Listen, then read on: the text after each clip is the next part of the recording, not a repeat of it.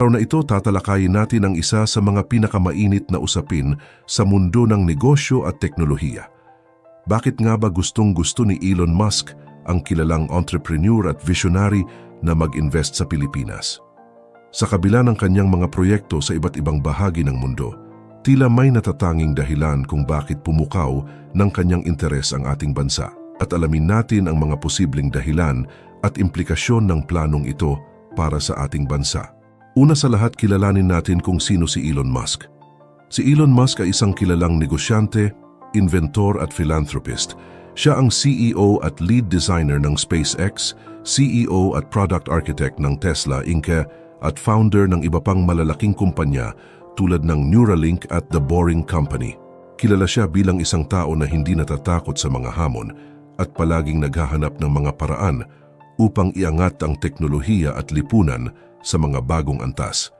Isa siyang individual na hindi lamang nag-iisip ng pansariling kapakinabangan, kundi pati na rin ng kabutihan ng mas nakararami. Partikular na sa pamamagitan ng pagpapaunlad ng teknolohiya na may positibong epekto sa mundo. Si Elon Musk ay hindi na bago sa paggawa ng mga malalaking investment sa iba't ibang bahagi ng mundo. Mula sa pagbuo ng mga electric vehicles na nagbago sa industriya ng transportasyon, hanggang sa pagpapadala ng mga spacecraft sa kalawakan, hindi matatawaran ang kanyang kontribusyon sa mga industriya na kanyang pinasok. Halimbawa, ang kanyang kumpanya na SpaceX ay nagdala ng revolusyon sa larangan ng space exploration, habang ang Tesla ay nangunguna sa pagbawas ng carbon emissions sa pamamagitan ng electric vehicles at sustainable energy solutions. Ngunit bakit nga ba tila gusto niyang maglagak ng pondo sa Pilipinas? Ang Pilipinas ay isa sa mga bansang may pinakamabilis na paglago ng ekonomiya sa Timog Silangang Asya. Sa kabila ng mga hamon, ang ekonomiya ng Pilipinas ay patuloy na lumalago, na pumupukaw ng interes ng mga global investors, ang mabilis na urbanisasyon, paglago ng middle class. Iniutos ni Pangulong Ferdinand Marcos Jr. ang reorganization ng National Security Council o NSC. Sa ilalim ng Executive Order No. 81, wala na sa listahan bilang miyembro ng Council ang Vice-Presidente at mga dating Pangulo ng Bansa. Paliwanag ni Executive Secretary Lucas Bersamin, layo ng EO na i-streamline ang membership ng NSC at ang Vice-Presidente ay hindi itinuturing na may kaugnayan sa mga responsibilidad ng NSC. Sa kabila nito, may kapangyarihan ng Pangulo na magdagdag pa ng miyembro o advisors. Nakasaad naman sa EO na kailangang masiguro na ang NSC ay mananatiling matatag na institusyon para sa pambansang seguridad. May kakayahang umangkop sa mga nagbabagong hamon at upang matiyak na ang mga miyembro ng konseho nito ay magtataguyod at magpoprotekta sa pambansang seguridad at soberanya. Kung taon 2025, ang ating video ngayon ay good vibes dahil sa si Senator Crispo ay nagpahayag ng kanyang bilib sa talino ni PBBM sa strategy ng pamamahala ng ating bansa. Narito ang video atin panoorin. Alam nyo si Presidente, you give him more credit than you are giving him now. He's a very ready, he's not a lawyer. He's more an economist, a finance guy, a political guy.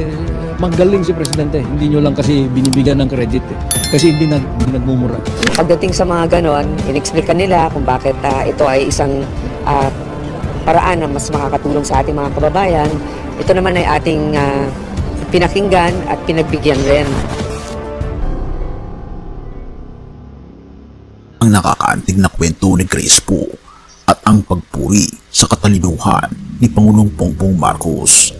May mga pagkakataon sa ating kasaysayan na ang tagumpay ng isang bansa ay nakaangkla sa tamang desisyon ng mga lider nito. Ngunit paano kung ang lider na inaasahan ng marami ay hindi lang nakikita bilang maalam, kundi may kakayang gumawa ng desisyong higit pa sa inaasahan?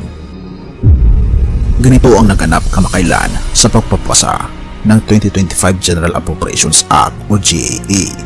Ngunit sandali, paano nga ba nauwi sa papuri ni Senator Crispo para kay Pangulong Ferdinand Marcos Jr.?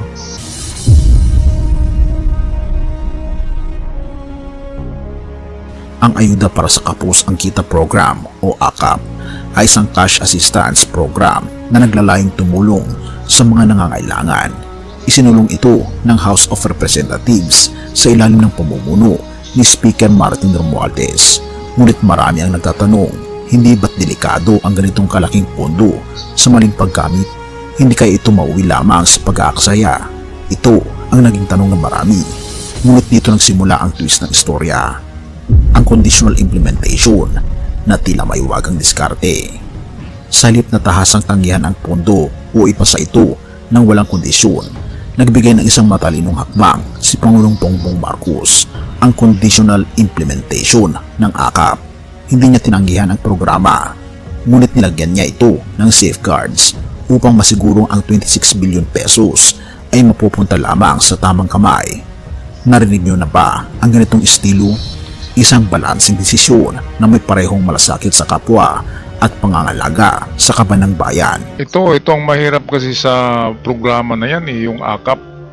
Kasi sa taong darating bukas 2025 na ay nilagdaan niya yung Appropriation Act ng AKAP na yan 25 billion pesos sa taon na 2025 kasi buong Pilipinas yan cash assistance sa mga ating kapatid.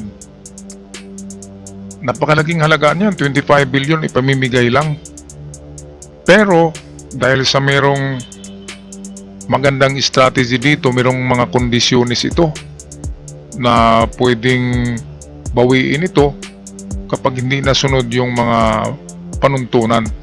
Ito ay in-explain kay Grace Poe ng mga senador kung ano itong mga kondisyones. At dito napabilib si Grace Poe sa mga strategy ni PBBM dahil siguradong hindi mapunta sa masasamang kamay ang pera na ito. Balik tayo sa video. Ayon kay Senador Grace Poe, ang hakbang na ito ni Pangulong Bongbong Marcos ay hindi lamang matalino, ito ay isang right move. Bilang chairperson ng Senate Finance Committee, sinabi niyang walang masasabing questionable sa ganitong klaseng desisyon. Bakit?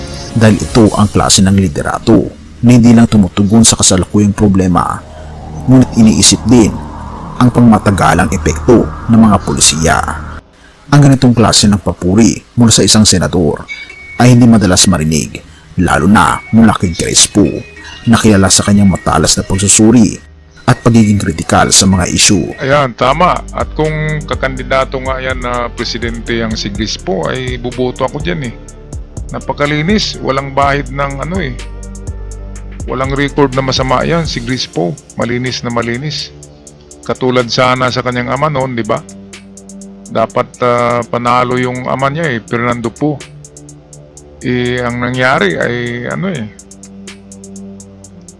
Anyway, minsan lang nagpupuri si Senador Grace Poe ng mga politiko. At ngayon lang siya bumilib sa isang presidente na katulad ni PBBM. Ang sabi nga ng yung kanina, yung secretary ay strategist, economist, at political guy. Alam ni PBBM ang kanyang ginagawa. Kasi naman, bata pa ay ini-expose na ni FM ng kanyang ama sa politika si PBBM. Kaya alam niya ang mga strategy diyan dahil lumalaki siya sa palasyo lumalaki siya sa Malacanang.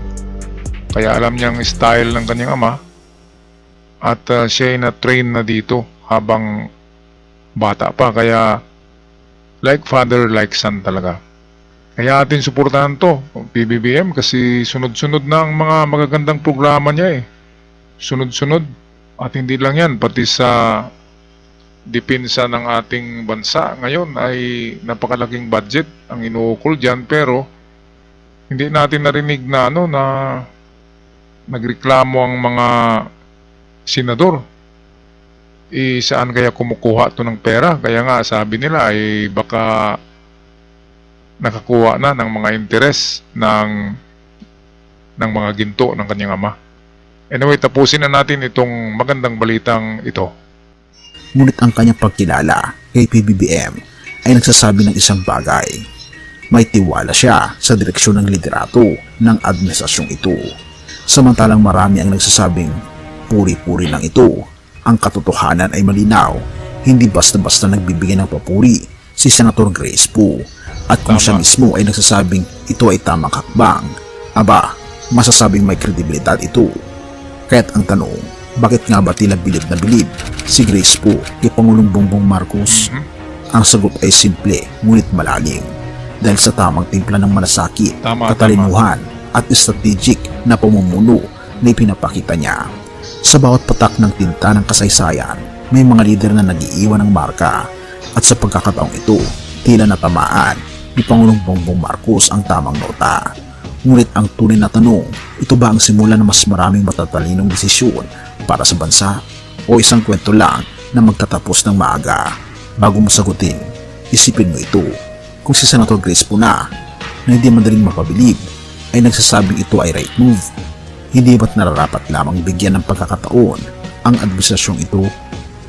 Kawikaan 21 verse 5. Ang mga plano ng masikap ay nagdadala ng kasaganaan, ngunit ang bawat padalos-dalos na kilos ay humahantong sa kahirapan.